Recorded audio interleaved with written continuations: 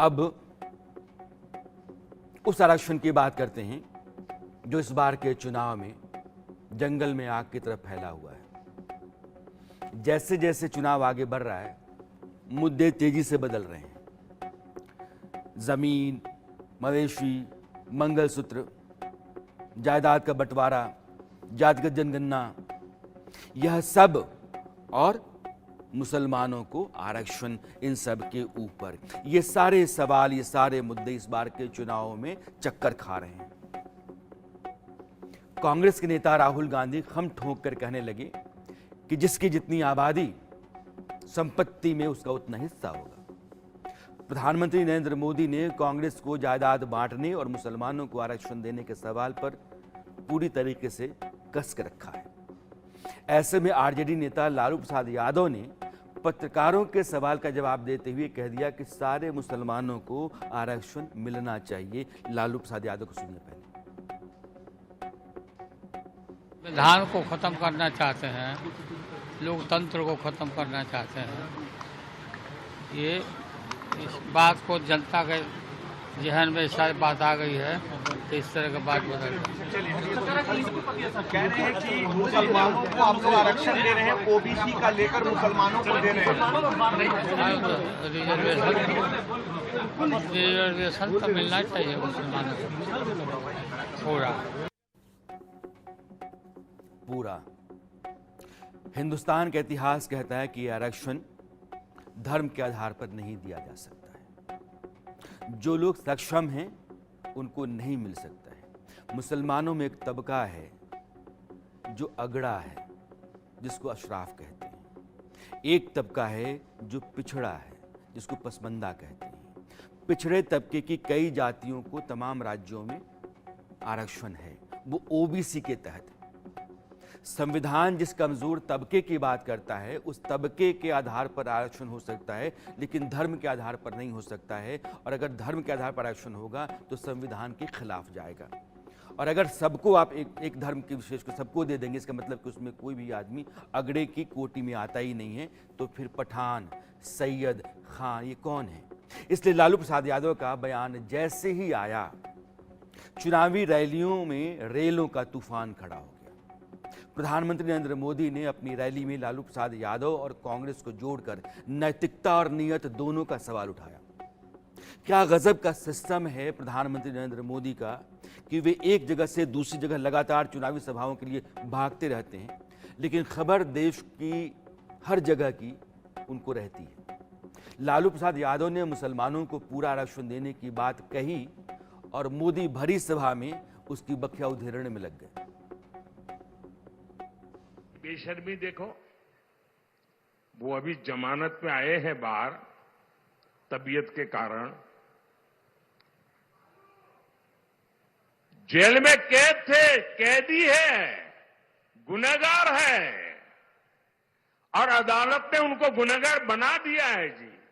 अरे आपके गांव में भी अगर कोई 6 महीने जेल सजा काट करके आए ना, तो गांव वाले भी दूर रहते हैं, बेटी का व्यवहार करने से दूर रहते हैं। ये कांग्रेस वाले इतने गिर चुके हैं, उनको माथे पे बिठा के नाच रहे हैं। अच्छा, उन्होंने क्या कहा?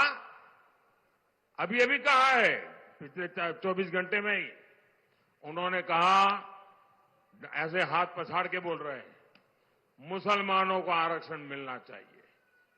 और सिर्फ आरक्षण नहीं मिलना चाहिए, वो कहते हैं कि पूरा का पूरा आरक्षण मुसलमानों को मिलना चाहिए।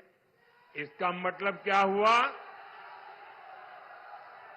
इसका मतलब क्या हुआ? यानी एससी, एसटी, ओबीसी समाज को जितना आरक्षण मिला है वो छीनकर ये लोग पूरा का पूरा आरक्षण मुसलमानों को देना चाहते हैं। बीजेपी पहले से कर्नाटक सरकार की तरफ से राज्य के सभी मुसलमानों को ओबीसी कोटे में डालकर आरक्षण देने के मामले को सिर पर उठा रखा है।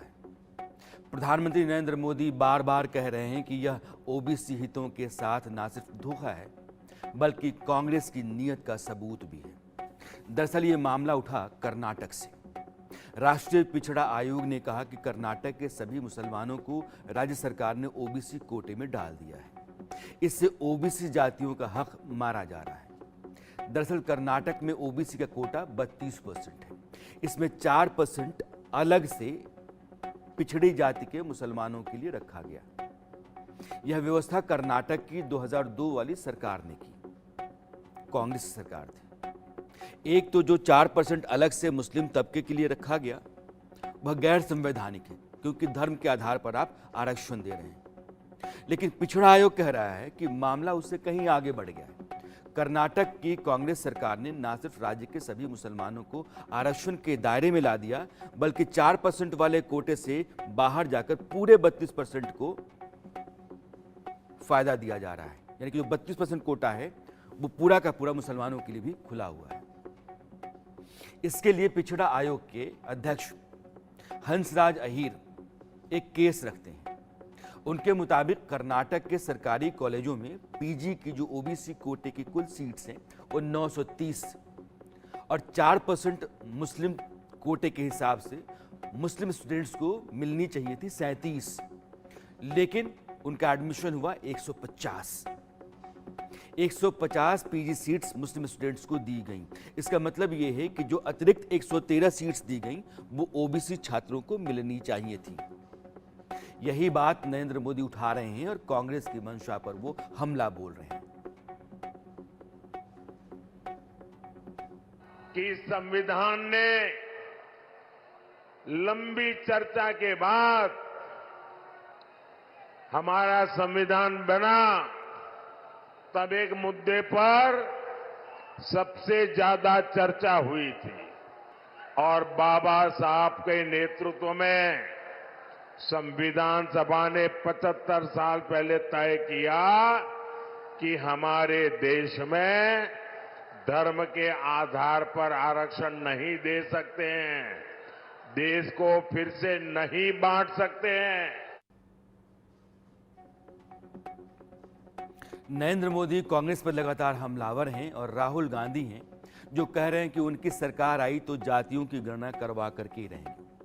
जिस जाति की या वर्ग की जितनी आबादी होगी देश की संपत्ति में उसका उतना हिस्सा होगा। यह मामला आरक्षण देने से अलग है, मगर दोनों को जब आमने सामने रखेंगे तो आपको इसका विरोधाभास समझ में आएगा। पहले आप राहुल गांधी के इस बयान को सुनिए। जो 90% आबादी वाले लोग हैं, दलित, आदिवासी, पिछड़े लोग, उनको यही नहीं मालूम कि उनकी आबादी कितनी है। तो आपको अपनी भागीदारी के बारे में मालूम ही नहीं कि हिंदुस्तान का धन जो है उसका कितना भाग आपके हाथ में, आपको मालूम नहीं। अभी ये कह रहे हैं भैया मुझे नहीं मालूम, कब कहेंगे भैया मेरे 50% लोग हैं, मेरे 2% धन है, मुझे 50% धन चाहिए। सीधी सी बात होगी।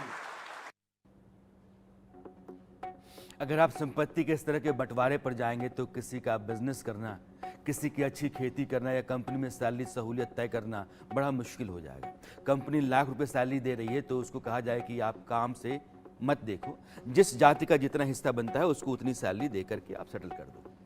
एक साहब इंडस्ट्री चलाते हैं, अपनी काबिलियत से उन्होंने अपना बिजनेस बढ़ा लिया है तो उनको ये कहा जाएगा कि आपकी संपत्ति बहुत हो गई है, कुछ ज़रूरतमंद जातियां हैं उनके बीच में बांटना है। ये नहीं चलता है, ऐसा संभव नहीं है। लेकिन चुनाव में आप इस तरह के तुर्रे फेंकते हैं ताकि आपको फायदा मिले, आप चुनाव जीत पाएं। लेकिन चुनाव जहां आ गया है, राहुल गांधी को यह सवाल देखना चाहिए कि अगर ठीक है वो बेहतर नीयत के साथ चल रहे हैं और पिछली सरकारें उनकी जो रही हैं उससे बाहर निकलना चाहते हैं तो उनको कुछ बुनियादी और बड़े सवालों का भी जवाब देना चाहिए। चूंकि समय कम है, लेकिन दो बातें, बिहार में 17% मुसलमान हैं और इंडिया अलायंस ने 4 मुसलमानों को टिकट दिया है।